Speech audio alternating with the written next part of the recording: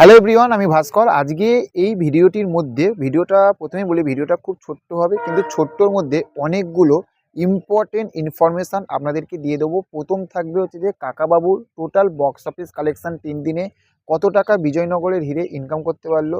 Second হচ্ছে যে এই যে বুম্বাদা, আমাদের সবার প্রিয় প্রসেনজিৎ চ্যাটার্জি, ইনি যে পদ্মভূষণ যে পুরস্কারটি পেয়েছে বা যে অ্যাওয়ার্ডটি পেয়েছে সেটা নিয়ে আজকে আলোচনা করব এবং অনেকের পেছন ফেটে যাচ্ছে সেই বিষয়টাকে নিয়ে আলোচনা করব।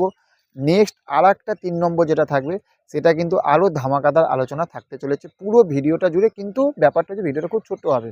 প্রথমেই বলি যে আপনার হচ্ছে যে এই যে বিজয়নগরের হিরে, এই ছবিটি সরস্বতী পুজোর সময় যে কটা ছবি মুক্তি পেয়েছে সব থাকতে বেস্ট, সব থাকতে পাবলিক রূপে নিয়েছে বা পাবলিক দেখছে, সেইটা হচ্ছে বিজয়নগরের হিরে। তার জন্য বিজয়নগরের হিরে টোটাল বক্স অফিস কালেকশান 3 দিনে এসে দাঁড়িয়েছে 92 লক্ষ টাকা, মানে আর 8 লক্ষ টাকা হলে কিন্তু 1 করোড়ের কিন্তু ক্লাব ছুঁতে চলেছে।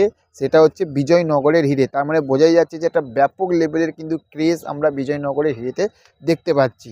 নেক্সট যেটা নিয়ে বিষয় নিয়ে কথা বলবো সেটা হচ্ছে যে আপনারা ইতিমধ্যে জেনে গেছেন যে আগামীকাল আমাদের সবার প্রিয় দাদা বুম্বাদা প্রসেনজিৎ চ্যাটার্জি, তিনি পদ্মভূষণ কিন্তু অ্যাওয়ার্ডটি পেয়েছে। এবং যারা বুম্বাদাকে ভালোবাসে, যারা বাংলা সিনেমাকে ভালোবাসে, যারা বাংলা সিনেমার প্রতি একটা আলাদা ফিলিংস রয়েছে, তাদের কাছে যে কতটা আনন্দ, তাদের কাছে যে সেই মুহূর্তটা যে কতটা প্রাউড ফিল তারা বুঝবে। কিন্তু সেখান থাকতে শুনতে পাচ্ছি নাকি যে অনেকের নাকি আবার পেছন ফেটে নাকি লাল হয়ে যাচ্ছে। তো জানি না যে তাদের পেছন ফেটে কেন লাল হচ্ছে, কেন বোঝা যাচ্ছে না। আমাদের বাংলা ইন্ডাস্ট্রিতে যখনই দেখি কেউ কিছু ভালো পায় বা কেউ সামনের দিকে এগিয়ে যায়, বাদবাকি সব ক্যাঁকড়ার মতন দেখি, মানে কাঁকড়ার মতন সব ঠ্যাং ধরে নিচে টানতে করে। জানি না, সত্যি এটা একটা অদ্ভুত জিনিস। আর 3 নম্বর সেইটা হচ্ছে যে যেটা রিসেন্ট এই অনলাইনে আমরা সোশ্যাল মিডিয়া সাইটে যেটা আমরা প্রচুর ভাইরাল হতে দেখছি, প্রচুর কথা নিয়ে দেখতে পাচ্ছি, সেটা হচ্ছে যে আপনার অনির্বাণ এবং ঋদ্ধি সেন, আরও যারা ব্যান হয়েছে, যাকে বলে শ্যাডো ব্যান হয়েছে, সেইগুলোকে নিয়ে বেশি দেখতে পাচ্ছি। তো সেখান থাকতে বুম্বাদাকেও কথা জিজ্ঞাসা করা হয়েছিল, দেবদাকেও কথা জিজ্ঞাসা করা হয়েছে এই ব্যাপারটাকে নিয়ে, তারা তাদের মন্তব্য দিয়েছে।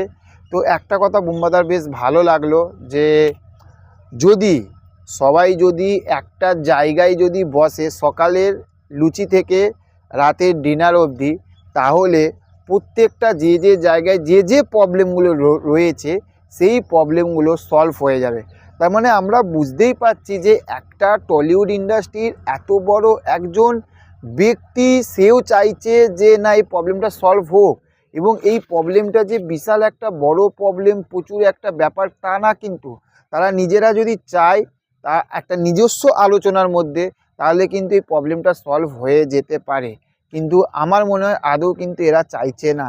তবে আশা করা যায় যে এই যে বুম্বাদা, দেবদা, এদের মুখ থেকে যে পজিটিভ কথাগুলো যেগুলো শুনছি, আগামীকালে আমরা অনির্বাণদাকে আবারও বড় পর্দায় দেখতে পেতে চলেছি। তার কারণ অনির্বাণদা সত্যি কথা বলতে ওনার অভিনয় আমার ব্যাপক অভিনয় লাগে। তো আজকের আপডেট বলেছিলাম যে খুব গুরুত্বপূর্ণ আপডেটগুলো দেবো এবং ছোট্ট ভিডিও হবে। ভিডিও হয়েছে 3 মিনিট 42 সেকেন্ড, হয়তো 45-46 সেকেন্ড হবে। তা চলুন দেখা হচ্ছে পরবর্তী ভিডিওতে। চ্যানেলে যারা নতুন রয়েছেন চ্যানেলটাকে সাবস্ক্রাইব করতে ভুলবেন না। Okay, thank you, have a nice day, tata, bye by.